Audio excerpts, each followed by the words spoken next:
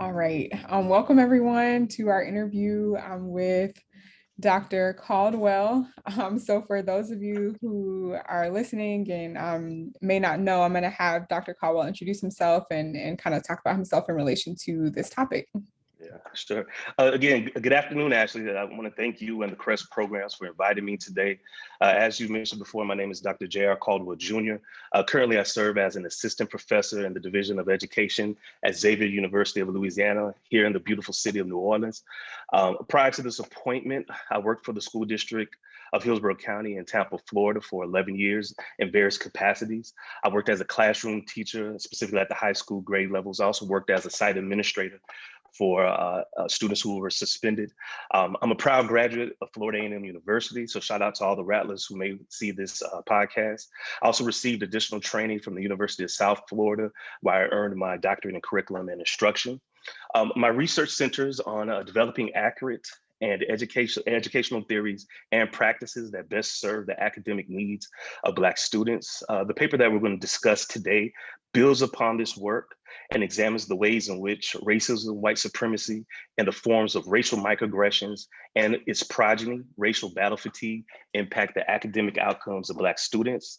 So again, I thank you for inviting me, and I look forward to engaging in a constructive dialogue with you.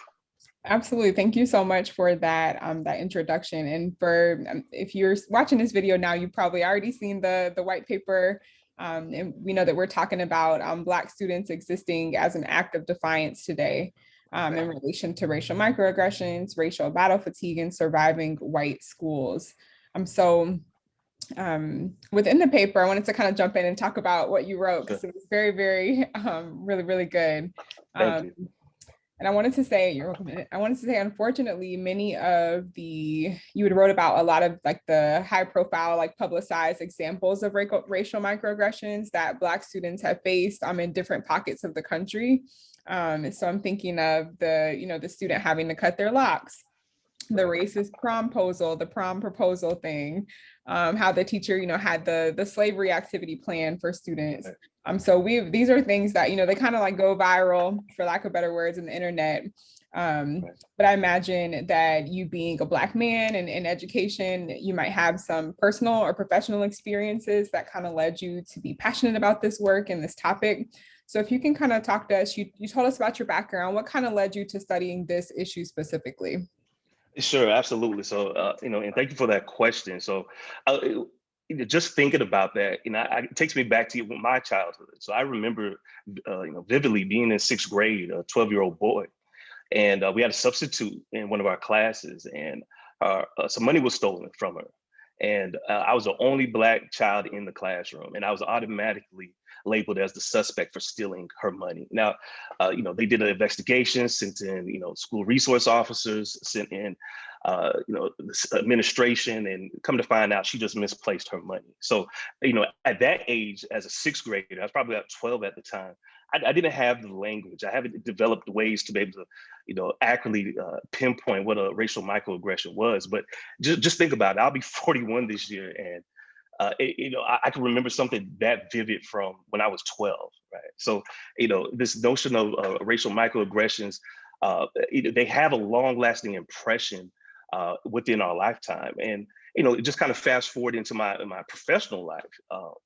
I recall being in teacher trainings where, veteran white teachers would who worked in predominantly Black schools would describe their Black children as teaching their little ghetto babies, right?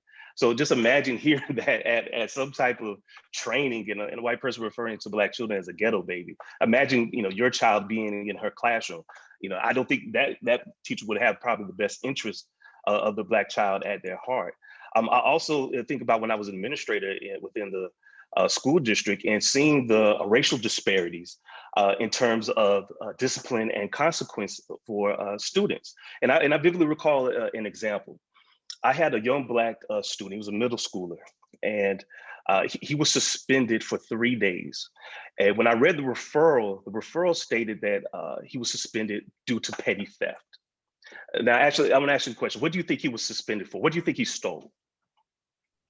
When I hear petty theft in the school system, I think maybe like a pencil or a book or Right.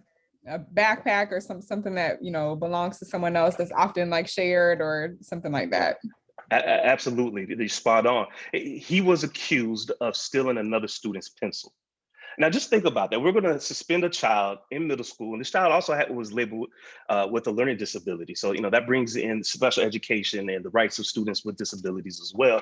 And we're violating those rights based off of a pencil being misplaced, right? So the exact same week, I had a young white girl come in, suspended for 3 days. The referral said petty theft. There was a description of what this student was alleged to have stolen. When I read the description, I'm going to tell you, the student was alleged to have broken into a teacher's desk, stole roughly $600 from the teacher's purse, used a knife to break into the desk. Wow. A student saw her breaking into the desk.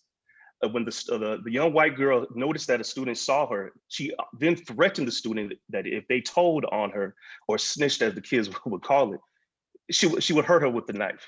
Wow. They were both suspended for 3 days, right? And so, you know, and that's more of on a microaggression, more systemic level, but it also speaks to the inequitable and the unhanded discipline practices that are handed down to Black children, specifically our Black boys, within a racist, white supremacist framework known as public education. Right. My goodness. One, I'm so sorry that you experienced that as a young boy, and sad to hear that, you know, you're witnessing these same things happen to like children that you are responsible for in the classroom, Absolutely. in the school building. Absolutely. And also, as I was reading your paper, I was so thankful that you like made that shift from the language of like microaggression to like anti-Black aggression, because the things that you described like don't feel very micro. Sure, absolutely. Very, very heavy. You talk about, you know, having them be lasting effects from when you were younger. Absolutely. So that leads me to my next question. You know, we know that Black kids are experiencing these things from very young. So at what point or at what age is it appropriate to begin these types of conversations with them about kind of like understanding what they're going through and like how to respond to it? Right, absolutely. And, you know, one thing that I'll suggest, and I'm using the work of scholar Dr. Hines out of University of Kansas. There was a paper recently published around 2018 that said, first, we have to change the language, right? First, we have to redefine what this look like. Because like you said, this isn't microaggression. When you hear it, it sounds subtle, kind of sounds a little passive. It doesn't sound as damaging as it can actually be. And Hines and Wymont in their paper argue that we need to redefine it and reclassify it as anti-Black aggression, right? Because that gives a more specific and accurate explanation and description of what our Black children are experiencing in the classroom. Now, to your question, about when is it appropriate to begin dialoguing with Black students? You know, that's a very difficult question to answer. And the reason being, I understand the importance of protecting Black youth and the innocence that comes along with it, right? Black children are forced to grow up quicker than any other groups of children in this country, unfortunately, right? We know this, right? So there is this element where we have to start, you know, protecting their innocence, and we don't necessarily want to expose them too quickly, you know, to the realities of this world. We want them to have the ability to enjoy the childhood. However, with that being stated, I think more Black parents, caregivers, teachers, and even counselors, we have to start to develop a language that when we just have casual conversations with our Black students and our children, we have to be able to develop a language where we can start identifying when our kids are experiencing these racist microaggressions at school, right? And these microaggressions or these anti-Blackness, again, as I prefer to refer them as, you know, it can happen from teacher to student, or it can happen from student to student, right? And as we know, you know, we have conversations with our kids, but we don't necessarily have the language to be able to you know, specifically articulate what it is that they experience. And so we have to start off with developing that language first. And after we develop that language, you know, we'll be able to identify, you know, as soon as they enter the schoolhouse from K all the way through college, we'll be able to start identifying when they experience racist microaggressions or anti-Black aggression. And through that, we'll be able to have constructive dialogue. That's really important. Thank you for mentioning that kind of towing that line between wanting to preserve innocence, but also Right. like, not wanting our youth to be, hit like a ton of bricks, for lack of better words, with what the Absolutely. reality is. Yeah. Absolutely. Yeah. I think too, something you wrote about the book called Bad Boys by Ann Right. Ferguson. And Correct.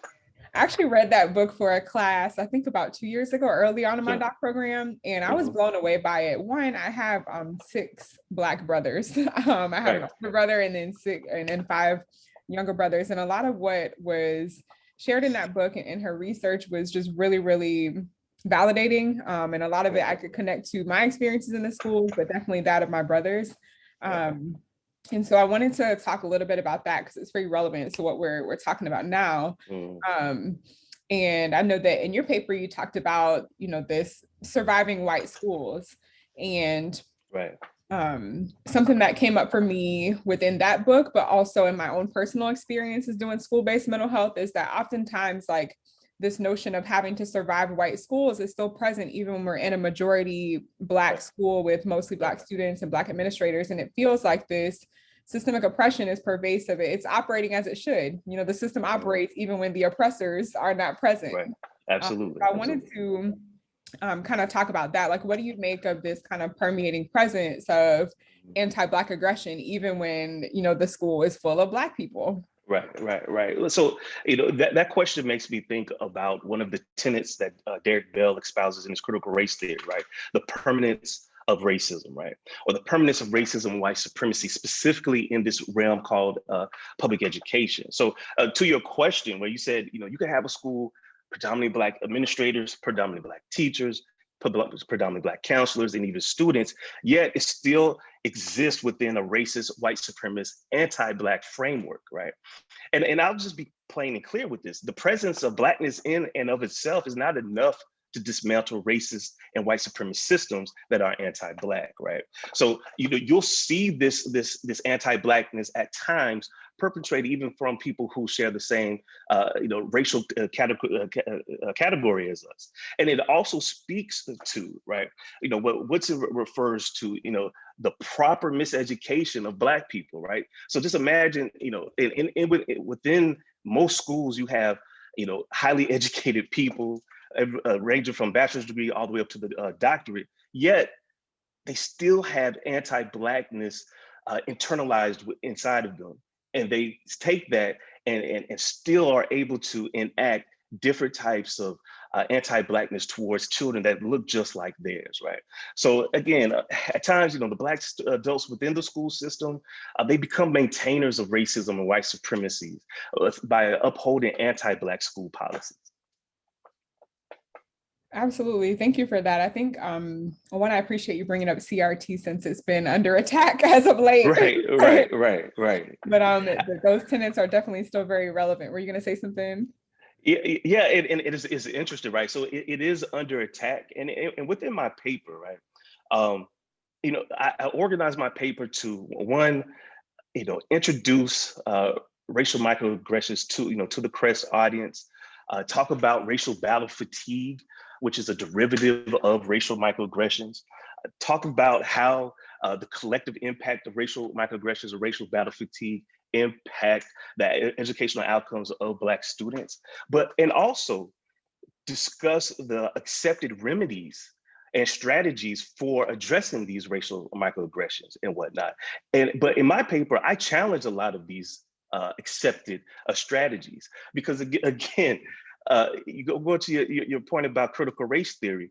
We'll have these anti-bias, anti-racist trainings at the same time where states like Texas, my home state of Florida, Arizona, they're passing laws and policies that are literally banning the teaching of critical race theory within schools in those respective states. Now, I can tell you as someone who's gone through the K through 12 system, who's taught at the K through 12 system, who's taught at the collegiate system, you'll be hard pressed to find one school district that is completely and accurately teaching critical race theory, if they're teaching it at all, right? So it's like, the state governments are banning an ideology is banding a theory necessarily that really isn't even prevalent in the school system, right? So, to my initial point earlier about just the permanence of racism, right? It's like, regardless if if critical race is being taught in the schools or not, we're going to ban it because we don't want you to know about it in the first place. Right. We don't want you to do something about the condition that you're currently in, right? We want to keep you asleep and unaware of these systems that have been designed to, again, to replicate and continue anti-Blackness. Absolutely. Yeah, and I appreciate you taking it there, because I think Sure. It often feels like notions like that often feel like more of a symbol than, I kind of think of like, I forget like exactly the phrase or how people put it, but like, when, back in the day, slave owners would like punish one slave to like show the others, don't, I think it feels like one of those things, like absolutely aggression in that direction. So I wanted to, I appreciate you mentioning the shift in your paper, because you also push for the shift from the term microaggression to anti-Black aggression. And you also push for us to focus more on helping Black students survive white schools, as opposed to focusing on those like anti-bias, anti-racist trainings for white professionals and educators. And I was reading your paper, and I thought it was so interesting, because I think that oftentimes like education and the mental health care field can be very connected. But I know that one thing that we kind of talk about in counseling is this idea that when we have a client in front of us who's a part of a marginalized group, our goal is not just to simply, help them adjust to oppression, but to be working, in and out of the session to help them fight that internalized oppression, but also like dismantle those systems of oppression. And so I wanted you to kind of talk about maybe that kind of discrepancy, or what your call to action like truly means in terms of like dismantling systemic oppression. Sure, absolutely. So one thing that I want to be, just clarify is that my shift isn't necessarily away from being, isn't away from being aware of anti-Black aggression or racist microaggressions, right? It's really a transition in the thought. We need to transition away from the notion that bias, anti-racist trainings, et cetera, can eliminate racist microaggressions from occurring. All right. So the data that's out there has stated that these trainings typically do not work. Right. There's a paper that was published back in 2018 by Dabbas and Caldwell. Dr. Dabbas is out of Harvard University, and Dr. Caldwell is out of University of Tel Aviv in Israel. And they explain succinctly how these programs typically do not solve the problems that they state that they do. And meaning, when you have these anti-bias trainings, you typically see the recipients of these trainings acting out, right? Meaning, they don't want to be told what to do by their employers. And you also see some white people feel as if they're becoming more marginalized because they can't act out in the way that you want. It's a very interesting paper, and I linked it in mine, and I definitely would like everybody just kind of read up and follow that, because when it comes to racist microaggressions, racist macroaggressions, the overarching idea is that, well, we'll just have this training, right? And if we have this training, then everything will go away, and that's just not the case. Mm-hmm. So again, I don't want I do understand the focus of white perpetrators, right? So I don't want to focus, away from that. Mm-hmm. In my work, I want to center Black people. I want to center strategies that speak directly for Black people to develop systems of resiliency towards racism and racist aggressions from white folks. That's what I want my work to do. And so within that, and I know you mentioned, there's different funding and trainings and whatnot for this. There is this notion of buy-in, right? Do we have to, should we buy into these, into the system in order to seek a level of justice? So my question is this, right? Buy into precisely what? Right. If the school system, right, or if the counseling structures are rooted in and embedded in a racist white supremacist framework, what actually are we buying into, right? And unfortunately, what you see with a lot of these trainings, right, you see it becomes almost like a racket. It becomes a market.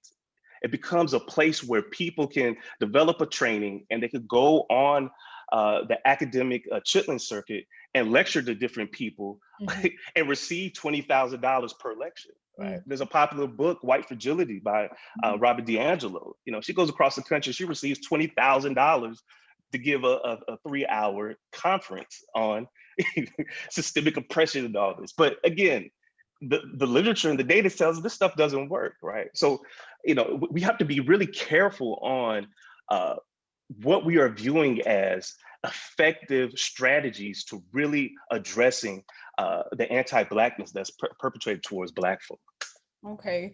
Yeah, thank you for that clarification. So correct me if I'm wrong, but it sounds like we're not shifting or, you know, saying, you know, cancel focusing on these people, but more so acknowledging that whatever's going on right now is not as effective, and it would behoove us to focus on our Black children who are impressionable, who need our attention, who deserve to be centered in the issues that directly affect them.